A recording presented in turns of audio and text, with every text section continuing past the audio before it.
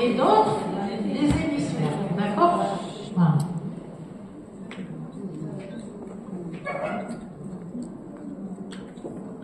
Là, on est en coupe axiale, ça fait la ligne médiane, c'est ça. C'est ce qui se situe sur la ligne médiane, voilà, le sillon hémisphérique. On coupe sagittale aussi parce que la ligne médiane, on va l'analyser. En coupe axiale, la fertilité, خلي لنا نسقطوا في حماتي فريان خلينا نسقطوا. Alors, donc on a dit la ligne médiane, c'est ça. On l'analyse en coupe axiale et en coupe sagittale. Alors, la ligne médiane, on a le sillon interhémisphérique, on a la cavité septale. Est-ce que les cornes frontales font partie de la ligne médiane? Non. Le B3, les thalamus, là, en coupe axiale.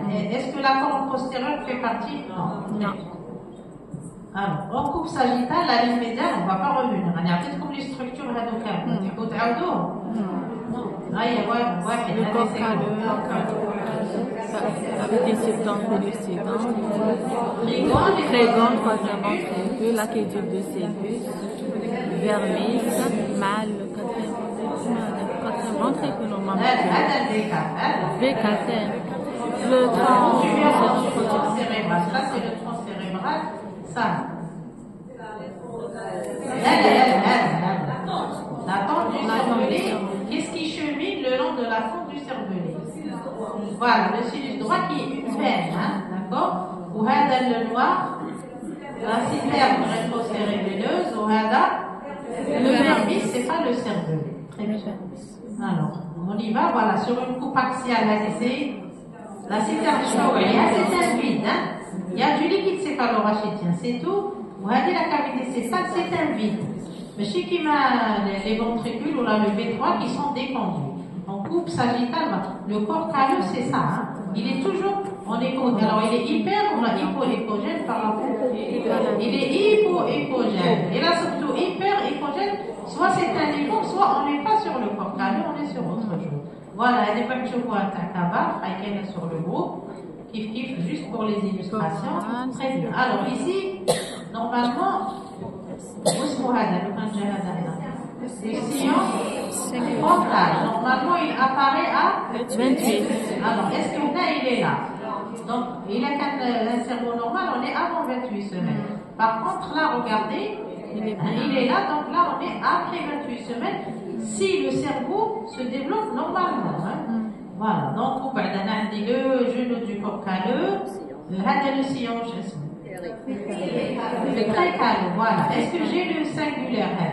Non, donc le singulaire, on a apparaît à 24. J'ai pas encore le singulaire. Par contre, il est là. Déjà, j'ai trouvé le préfrontal à 28 semaines. Il faut que je trouve le singulaire ou calloso marginal. C'est le même nom terme. Hein. Voilà, là, c'est le péricalleux qui est juste au-dessus du. Alors, la ligne médiane. Donc, on va regarder ici. Hein? C'est le normal, on est à 18 semaines. Le même cerveau, enfin chez le même cerveau, le même âge gestationnel. Qu'est-ce qui ne va pas? C'est une holoprosencéphalie à l'ovaire. Parce que rien n'est reconnaissable dans le cerveau. C'est une holoprosencéphalie à l'ovaire égale trisomie. Non, 13. Trisomie 13. Trisomie 18, crâne en fraise, le pied en pioli. Trisomie 13, donc qu'est-ce que je vais trouver au niveau de la face? Un proboscis, l'œil général, soit un zéphybatam, soit un cyclope. Hein, d'accord? Donc, pronostic mauvais, trisomie 13. Quel est le groupe qui ont publié? Elle peut arriver à terme. Qui ont fait l'accouchement voilà, avec un proboscis à terme, des facteurs césariennes. Comment? Proboscis, c'est comme une trompe. C'est pas le nez, il y a une absence de nez. Hein? Ça fait une trompe. Vous regardez des images sous, parce que s'il n'y a pas le clivage de la partie antérieure, enfin le cerveau, il n'y a pas le clivage au niveau de la face. Et donc on aura un seul œil ou deux yeux, le même œil, deux globes oculaires, un œil, Puis place le nez, il y a une arynie qui est une trompe. Qui met l'éléphant. Là, elle est sourde, je pense. Sourde, là, au-dessus. Et au-dessus, voilà. Un proboscis. Donc, il y a une arynie et un proboscis, une trompe. Mais c'est pas le nez. Le nez, il ne s'est pas formé. Donc, holoprosencéphalie à l'ovaire. Ça fait que la face ne s'est pas différenciée. Hadi, ça a déjà l'aspect, même si on prend l'aspect, c'est pas normal. On n'a pas l'habitude d'avoir les deux cavités qui communiquent entre elles. La partie postérieure, par contre, elle est différenciée. On voit bien le cervelet, la citerne rétrocérébelleuse. Hadi, c'est une semi-lobaire parce qu'il y a une partie du cerveau. Tout est normal, c'est juste à ce niveau-là, on a les deux cordes qui communiquent entre elles. Ça, c'est une. Tu peux vous la génésie septale. Dans la génésie septale, il y a un septum. Donc, tu vois l'aspect. Il n'y a que les cordes qui communiquent entre elles par ce niveau-là. La génésie septale, regardez. La génésie septale, on a un aspect de chauve-souris. C'est la théorie. La pratique, l'essentiel, c'est une communication entre les deux. Et c'est le bébé qui, pour nous, le bébé va être exploré après la naissance. Donc, pour eux, ils disent l'IRM, ou ils disent le cariotype, et la pas ou ils chauffent. Si c'est une holoprosencéphalie lobaire, trisomie 13, l'étude du cariotype, la femme peut proposer une interruption de grossesse. Voilà. Là, les deux hémisphères, même en avant, on a une ligne interhémisphérique. En arrière, on a une ligne interhémisphérique. C'est juste à ce niveau-là où les deux cordes frontales communiquent entre elles. Oui.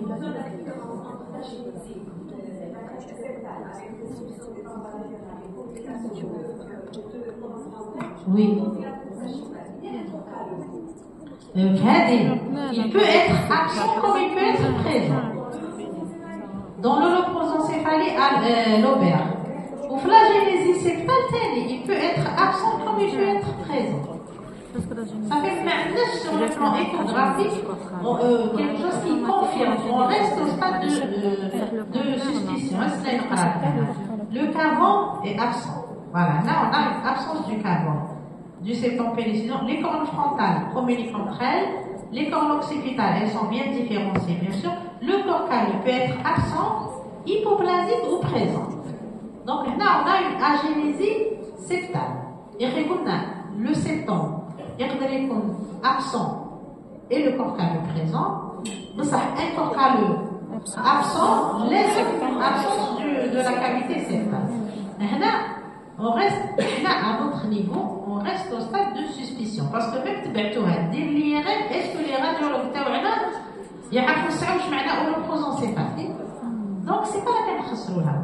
Donc هذا même في هذا le pronostic est bon. Le pronostic est bon. Sur le plan morphologique, face et tout ça, il n'y a pas de dysmorphie faciale ou de malformation. Et sur le plan intellectuel, il aura un petit retard. واش راح يخرج جينيكولوج ولا ميدسان لا صح يخرج بلومبيي يخرج ولا يخرج يخرج ميكانيسيان يخرج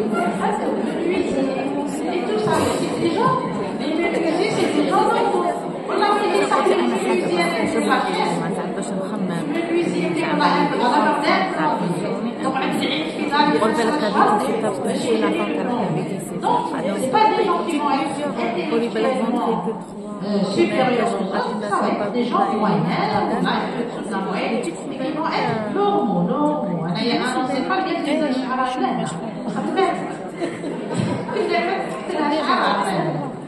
D'accord? Donc c'est des gens normaux. Très bien. Alors, l'aspect d'un grand cavum. On a un petit cavum, surtout la forme d'un cavum carré.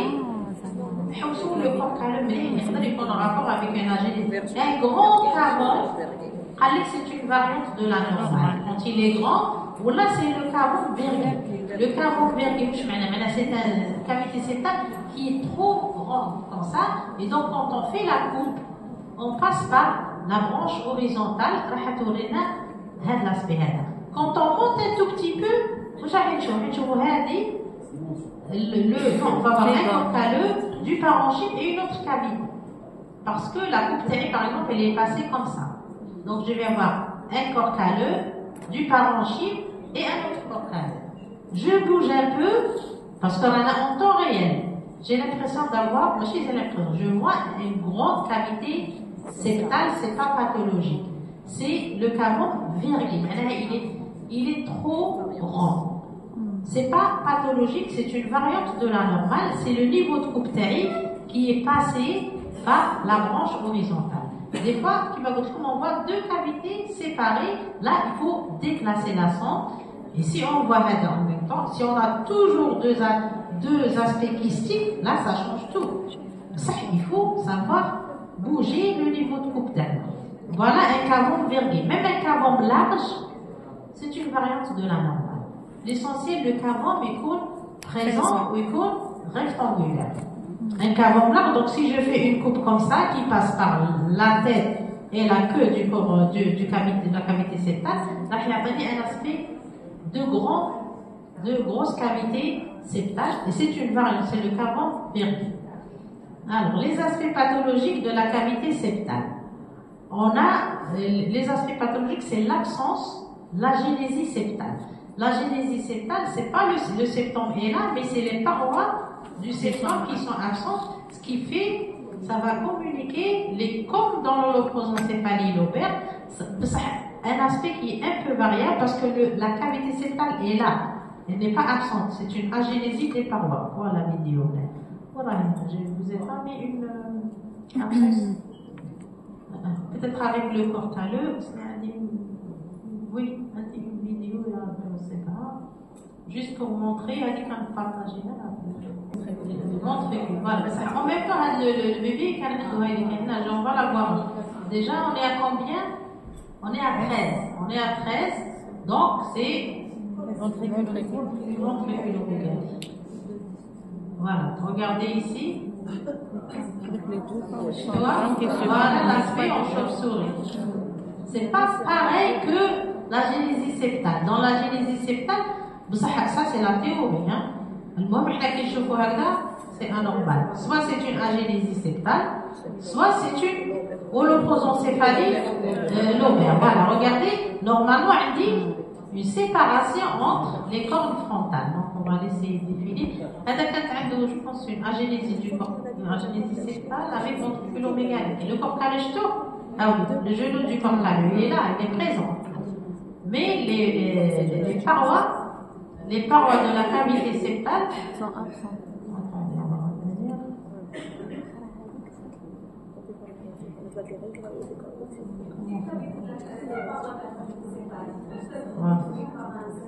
Oui, absolument.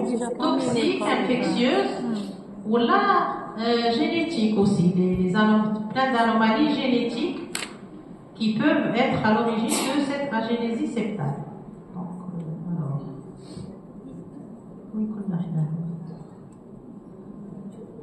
Voilà.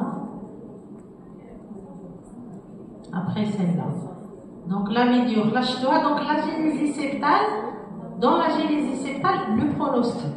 Le pronostic normalement est bon, sauf des fois la destruction justement de la cavité septale, il est quel parce qu'on est là on est juste à côté du chiasma optique. Il est quelle la destruction où la communication est trop grande et qu'elle atteint le chiasma optique et les signaux olfactifs aussi. Hein. Alors les signaux olfactifs, la génésie septale, Jean-Philippe Boyer القاهم زينة كربيت القاهم بنعود جامي القاتهم وكذا ولا ماني عارفة القاتهم ولا ما القاتهمش. أيوة. Donc حنا واش نشدو le risque, c'est si la destruction est importante et qu'elle atteint le chiasma optique et les signaux olfactifs, s'ils sont là, c'est bon. Il est qu'ils sont absents, maintenant la destruction atteint les signaux olfactifs et le chiasma optique. Et donc le risque, c'est le problème. Absence de la cavité septale, bon, cavité septale. Et en cas d'absence de cavité septale, soit dans la génésie du corps calleux, surtout, on va voir la cavité septale qui est absente, mais c'est agénésie, elle est absente, elle est absente, l'holoprosencéphalie lobaire, la cavité septale est absente, elle est là, elle est pas dans la génésie, la cavité septale est là, c'est les parois qui sont détruites. Donc quand il y a une absence de cavité septale, le V3, il va être ascensionné, il peut être confondu avec une cavité septale. Donc il faut bien rechercher le V3 avant de dire j'ai vu la cavité septale. Là on est en coupe axiale, ça c'est le V3. Regardez en coupe coronale, avec l'aspect de la cavité septale. Maintenant je chauffe, le corps calleux on ne le voit pas. Regardez comme il y avait des difficultés techniques, l'image a été prise par voie endovaginale. Alors, donc là, le corps calleux. Donc, flagénésie septale, c'est surtout l'atteinte olfactive et chiasma optique. S'il n'y a pas ça, c'est compatible avec un développement normal. Alors, le corps calleux maintenant, on a vu, c'est la seule structure. Regardez, il est hypoécogène par rapport au reste du parenchyme. Donc, le chef de les constituants on peut avoir une absence totale du corps calleux, on peut avoir une agénésie partielle du corps calleux. Dans l'absence totale du corps calleux, quels les signes directs et les signes indirects. Les signes directs, c'est-à-dire qu'on ne le voit pas du tout, surtout cela, on est obligé d'utiliser la coupe sagittale, le chauffe-eau, et on va balayer de droite à gauche, on ne voit pas du tout de corps calleux, il n'est pas là. Donc, oui, mais cache le corps calleux, mais cache la cavité septale. Là, ça va de pair ensemble. Pas de corps calleux, pas de cavité septale. Donc, je n'ai pas la cavité septale, je n'ai pas le corps calleux, donc je n'ai pas de cavité septale. Qu'est-ce qu'il y a? Le V3, il peut être, le V3, il est là. Il se place là, il va monter. Et donc, quand on fait la coupe du bip, on a l'impression que ça, c'est ça chauffe l'aspect terme. On a la cavité septale, elle est toujours rectangulaire. Regardez, là, on coupe un, mais pas du tout, là, elle est triangulaire. On a les signes indirects maintenant. Souvent, on a une ventriculomégalie, mais qui est modérée. Mais je ne sais pas tout ça, je suis au stade d'hydrocéphalie. Elle est modérée, 13, 14, elle est là. Où je dis, les cornes frontales, l'aspect des cornes frontales qui va changer, la direction terme. Parce que les cornes frontales, normalement, elles font ça. Elles se dirigent vers l'extérieur. Le corps calleux, elles font ça. Donc, comme le taureau, la parallèle, je vais vous montrer une vidéo, avec la vidéo. Le premier signe qui a attiré mon attention, c'est les cornes frontales, elles ne sont pas comme d'habitude. Eh bien, il faut voir le normal. Qui tu vois, pas comme d'habitude, c'est elle qui va attirer l'attention. Les cornes parallèles, elles sont petites parce que comme il n'y a pas le corps calleux qui les repousse, donc soit elles sont parallèles, soit elles sont, regardez, l'aspect là. Par contre, si on revient le normal, c'est pour la corne frontale. Elle fait ça, en fait, elle converge vers l'extérieur. Donc l'aspect des cornes frontales en taureau, en corne de taureau, là elles sont parallèles. L'ascension du V3, je finirai tout à l'heure, la ventriculomégalie et l'aspect radié des plis, des sillons cérébraux, un aspect radié en rayon de haut. Et vous voyez le Doppler, l'artère péricaleuse avec les Doppler. Alors, ici, on a un génésie du corps calleux complet. Absence de visualisation du corps calleux, quel que soit le niveau de coupe de taille. Disposition radiaire des sillons interhémisphériques. On a élargissement radié. C'est pas très constant, mais on peut trouver un élargissement entre les deux hémisphères cérébraux. Les cornes, regardez, les cornes frontales, comment elles sont. Au lieu qu'elles fassent ça, elles font ça. Voilà, parallèle, hein.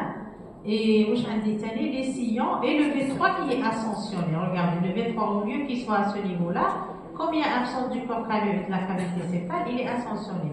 Là, oui, aussi. Ça, c'est un V3, c'est pas une cavité septale, parce que ça peut prêter à confusion. Donc, alors, la génésie partielle, c'est-à-dire qu'on va trouver, qu'est-ce qu'on va trouver? Un corps calleux, mais qui est petit. Pour qu'on dise qu'il doit couvrir, voilà, et dépasser un peu. Voilà, là, il doit dépasser un peu la première courbure. Donc, voilà, là, il est petit et fin. il est trop petit, même presque agénésie totale.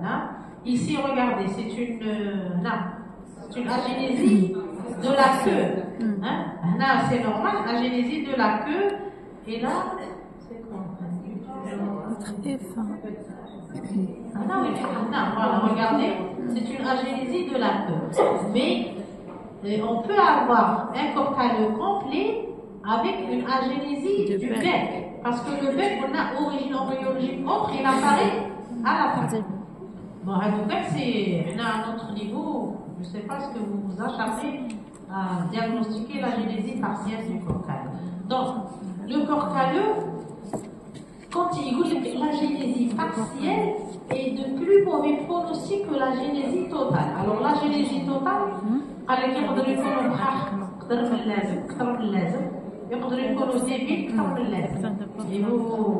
mais par contre, dans la génésie partielle, c'est généralement quelque chose qui a empêché le développement du corps calleux. Donc c'est pour ça que la génésie partielle est de plus mauvais pronostic que la génésie totale.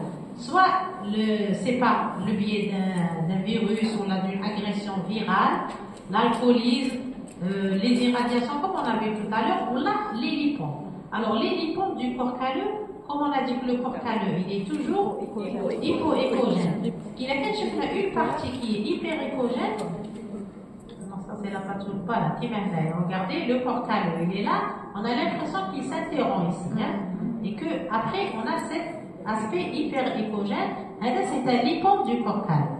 Alors, avant, on disait les lipomes du corps calleux entravent le développement du corps calleux. Et donc la femme, si elle est demandeuse d'une IMG, on peut lui accorder.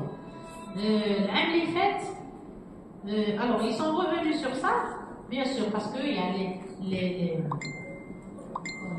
pièces l'autopsie, voilà, les pièces d'autopsie, l'IRM et tout ça. Il y a des couples qui n'ont pas souhaité l'interruption de grossesse. Il y a des couples à l'étranger qui sont conservateurs.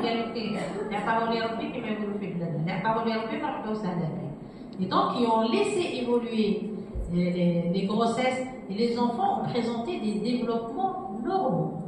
Ça fait que le lipome du corps calleux, ça, sur le plan imagé, on a l'impression qu'il interrompt le développement. Ça, sur les pièces d'autopsie et tout ça, le lipome n'interrompt pas le développement. Le corps calleux continue à se développer à l'intérieur du lipome.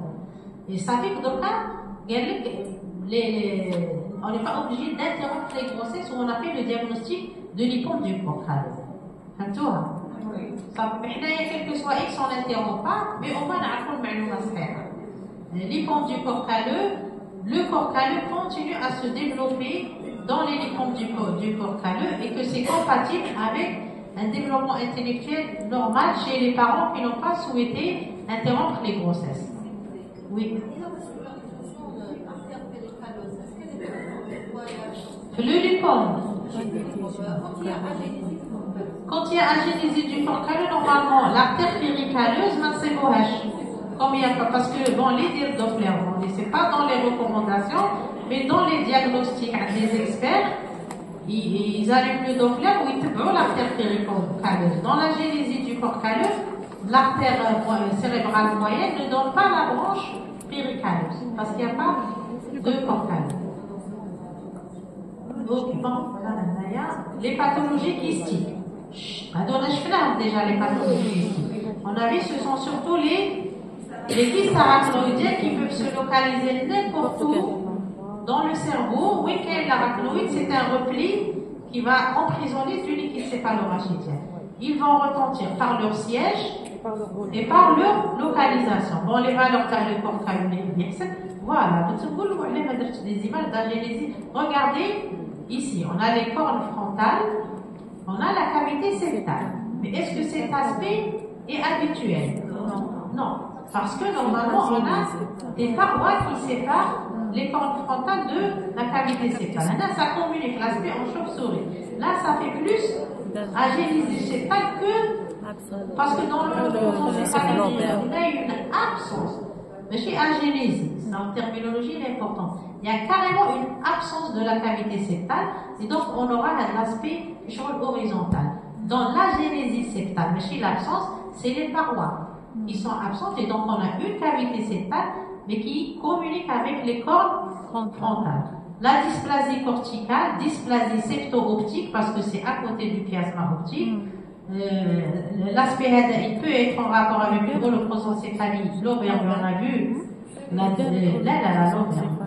lobaire, on a vu la différence. Et il peut évoquer, c'est-à-dire il peut évoquer une schizoncéphalie. Schizoncéphalie, après chevaux appelé ventriculomégalie, c'est une lise du parenchyme avec rupture. Il y a la schizoncéphalie et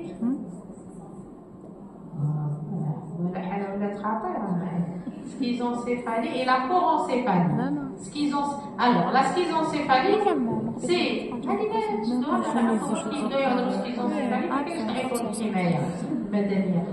une lise du parenchyme qui se déverse dans les ventricules. Pour la porencéphalie, c'est une lise du parenchyme qui se déverse dans les espaces péricérébraux. Ça veut dire la même chose, schizoncéphalie ou porencéphalie, la même chose. Il se déverse dans les ventricules, ou l'autre il se déverse dans les espaces péricérébraux. Donc schizoncéphalie. L'essentiel, c'est de regarder avec M. Jean-Philippe Boy, il explique même le chiasma optique. Il dit que le chiasma il est atrophié ou là il n'est pas atrophié, et de regarder les sillons olfactifs. Sillons olfactifs, Kirby, donc dans la génésie septale, elle peut être congénitale, qui va goûter le Hajj, comme elle peut être secondaire à autre chose. Donc elle peut rentrer dans le cadre malformatif, donc soit chromosomique ou génétique. Elle peut être secondaire à des lésions ischémiques, par exemple un caillot qui va boucher l'artère qui vascularise telle ou telle région dans la cavité septale. Donc s'il y a un caillot qui vascularise la cavité septale qui est bouchée, on va avoir une ischémie, et donc ça va détruire les parois de la cavité septale. Elle peut être consécutive à une hydrocéphalie par compression, ça va détruire la paroi septale, et soit une variante de la normale, et laquelle on a retrouvé ces choses-là, elle est donc isolée, mais le risque c'est la dysplasie septo-optique, c'est-à-dire risque de cécité, et risque parce qu'on est proche aussi de l'hypophyse, parce que l'hypophyse elle est à côté du chiasma optique. Donc risque de cécité et risque d'insuffisance hypophysienne. Maintenant, si elle est loin du chiasma optique, on peut la considérer comme, et isolée aussi, on peut la considérer comme une variante de la normale. Je reprends. Donc, dans la génésie septale, elle peut être primitive, elle est isolée, mais c'est une variante de la normale. Elle peut être en rapport avec une anomalie chromosomique. Donc, au moins, ils font systématiquement cariotype et ACPA devant une agénésie septale. Elle peut être secondaire à une ischémie, un caillou qui a obstrué, donc c'est les phénomènes ischémo-hémorragiques. Voilà. C'est le risque, c'est la compression du chiasma optique. Donc, cécité et insuffisance anté-hypophysaire. Voilà. Donc, on a sur ça. Voilà, ça reprend. Alors, ici, regardez. Une agénésie, mais j'ai une absence, agénésie septale, on coupe sagittale, une cavité septale. C'est en coupe coronale, ou là, la coupe axiale, oui, je n'ai pas les parois de la cavité septale. Donc, j'ai cet aspect en chauve-souris ou là en Batman. Il y a Batman, il y a les chauves-souris, il y a un aspect en chauve-souris. Donc, soit variante de la normale si elle est isolée, soit agression surtout par les virus et tout ça, soit anomalie chromosomique ou syndromique. Le risque c'est cécité, éventuellement une insuffisance hypophysaire.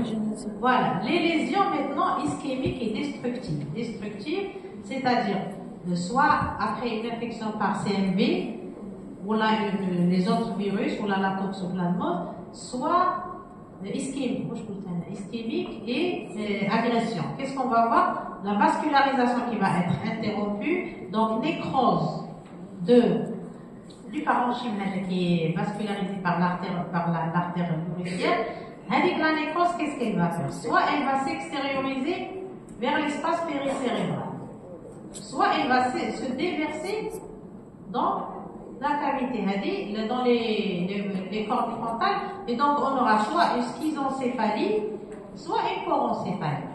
Donc là, c'est quoi normalement? C'est une schizoncéphalie, parce que regardez, le territoire nécrosé il se déverse dans les cordes frontales, donc c'est une schizoncéphalie. Où j'ai les sinus, regardez là, les calcifications, et les déformations de, regardez cette ligne, normalement elle est droite, elle n'est pas déformée. Donc c'est probablement, on regarde les calcifications, on regarde les calcifications au niveau des noix. Bon, on n'a pas les kystes de germinolise, mais on a plein de calcifications. Alors, le V3, la cavité septale, donc on a vu soit c'est une absence dans l'holoprosencéphalie ou là dans les syndromiques, soit c'est la génésie. La génésie, ce sont les parents. Le troisième ventricule, donc il est entouré par les thalamides. En coupe sagittale,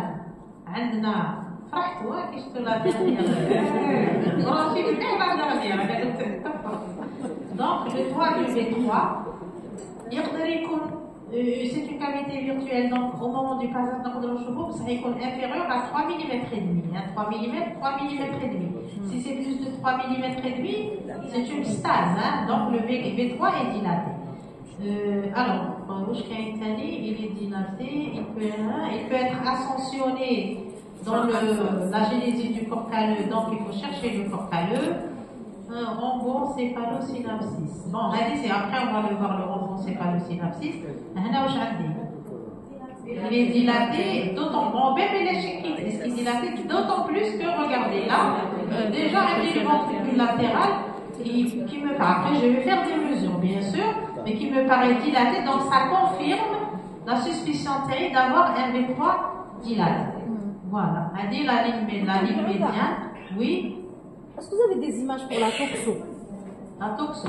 كي نديرو فونتريكولوميكانيك خليتها لكم هي الاخرى كامل باش تقعدوا عاقلين وما تروحوش تطولوا بزاف الوقت. فونتريكولوميكاني باش نديروها. Donc la conclusion راهو عندكم être rigoureux, ceci cela, connaître le normal. Voilà. Ça c'est important. Bien connaître le normal pour ne pas faire du surdiagnostic. Faire les coupes, le cerveau s'analyse la coupe axiale, la sagittale, la coronale, et rechercher toujours les anomalies associées. On ne se suffit pas d'un seul indice pour dire, ou d'un seul signe pour porter un diagnostic. Toujours rechercher les anomalies associées.